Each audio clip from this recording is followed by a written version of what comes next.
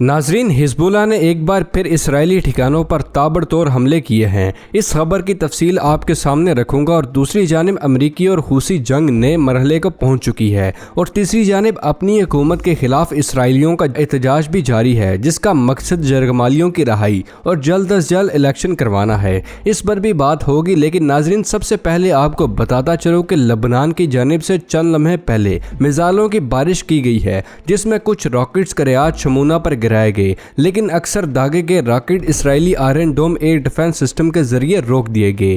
لبنان سے فائر کیے گئے بیراج کے بعد شمالی شہر میں بھی سائرن بج گئے تھے۔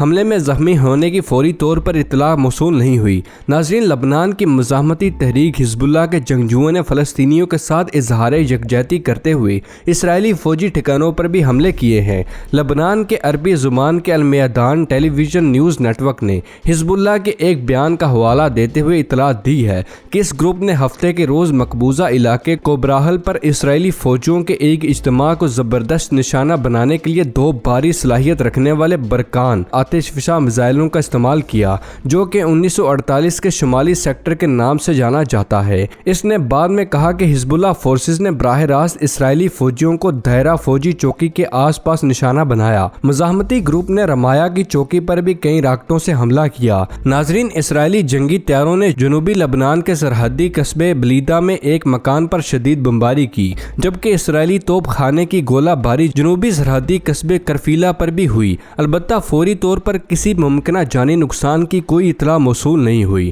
ناظرین، المیادان ٹیلی ویژن نے 7 اکتوبر سے غزہ میں ہلاکت اور تباہی کی مہم جوئی شروع کر رکھی تھی۔ تب سے اسرائیلی حکومت جنوبی لبنان پر حملے کر رہی ہے۔ بہرحال جوابی کارروائی میں حزب اللہ نے اسرائیل کے کئی ٹھکانوں پر روزانہ کی بنیاد پر راکٹ داغے۔ لبنان کی سرحد پر اب تک کے تخمینے کے مطابق 270 سے زائد افراد ہلاک ہو چکے ہیں، جن میں زیادہ تر حزب اللہ کے جنگجو تھے، لیکن ان میں 44 عام شہری بھی تھے۔ اسرائیل کا کہنا ہے کہ اس علاقے میں کم از کم اس کے 10 فوجی اور 6 آباد کار مارے گئے ہیں۔ اس نئی سر جنگ نے مقبوضہ علاقوں کو شمالی حصے میں سینکڑوں افراد کو نقل مکانی پر مجبور کر دیا ہے، جنہیں حزب اللہ اور اتحادی فلسطینی مزاحمتی تنظیموں کی جانب سے گولہ باری کا نشانہ بنایا گیا ہے۔ حزب اللہ نے جنوبی لبنان کے رہائشیوں پر زور دیا ہے کہ وہ اپنے CCTV کیمرے سسٹم آف لائن لے جائیں، تاکہ اسرائیل کو جنوبی لبنان میں گھروں اور دکانوں کے باہر نصب آلات کو ہیک کرنے سے روکا جا سکے۔ حزب اللہ نے پہلے ہی 2000 سے 2006 میں لبنان کے خلاف 2 اسرائیلی جنگیں لڑ چکی ہے۔ اس مزاحمت نے حکومت کو دونوں تنازعات میں پیچھے ہٹنے پر مجبور کر دیا۔ تو ناظرین، دوسری جانب فلسطین کی مزاحمتی تحریک حماس نے خبردار کیا ہے کہ اگر اسرائیلی حکومت رمضان کے مقدس مہینے میں مسجد الاقصی میں مسلمانوں کو نماز ادا کرنے پر پابندی لگائے گی، تو اس منصوبے پر عمل پیرا ہوتے ہی اس جنگ میں مزید اضافہ ہو سکتا ہے۔ ہمارے دشمن جان لے کہ روحیں ابل رہی ہیں، غصہ قریب ہے، اور رمضان کے مہینے میں مسجد الاقصی میں مسلمانوں کے داخلے پر کسی بھی پابندی کے جواب میں ایک بڑا دھماکہ ہو سکتا ہے۔ گروپ نے ہفتے کو ٹیلی گرام اکاؤنٹ پر ایک پوسٹ میں کہا ہے کہ یہ پوسٹ اسرائیل کے بنجمن نیتن کے دفتر سے ایک دن بعد سامنے آئی ہے کہ حکومت 10 مارچ سے شروع ہونے والے رمضان المبارک کے دوران مسلمانوں کو مسجد میں نماز ادا کرنے کی اجازت دے رہی ہے، لیکن داخلے پر پابندی ہوگی۔ محصور غزہ کی پٹی میں موجودہ دشمنی جو کہ 7 اکتوبر 2023 کو شروع ہوئی تھی، یہ پابندی جس میں کچھ حد تک اسرائیل کی طرف سے مسجد میں بار بار اشتعال انگیزی کرنے والے آباد کاریوں کی حمایت کی وجہ سے تھی۔ فلسطینیوں نے اسے اسلام کے مقدس ترین مقامات کی بے حرمتی سمجھا، جو کہ مقبوضہ بیت المقدس کے پرانے شہر میں واقع ہے۔ اکتوبر کے اس دن سے اب تک اسرائیل غزہ میں تقریباً 30,000 افراد کو شہید کر چکا ہے۔ حماس کی جانب سے اچانک آپریشن طوفان الاقصی کے بعد اسرائیلی حکومت نے خونی جنگی مشین کو بھڑکا دیا۔ حماس کے ایک سینئر عہدیدار اسامہ حمدان نے ہفتے کے روز خبردار کیا کہ رمضان کی نمازوں پر پابندیاں مسجد الاقصی پر مکمل حملے کی طرف نیتن یاہو کی جنگی کابینہ کے جھکاؤ کے مزید مثال ہے۔ حمدان نے غزہ کے باہر مقبوضہ علاقوں میں رہنے والے تمام فلسطینیوں سے مطالبہ کیا ہے کہ وہ اسرائیل کی پابندیوں کی اسکیم کے خلاف اٹھ کھڑے ہوں۔ ناظرین، گزشتہ ہفتے کی رات اسرائیل بھر میں ہزاروں افراد نے وزیر اعظم بنجمن نیتن یاہو کی حکومت کے خلاف احتجاج کیا۔ قبل از وقت انتخابات اور غزہ میں حماس کے ہاتھوں جرگمالیوں کی رہائی کے معاہدے کا مطالبہ بھی کیا۔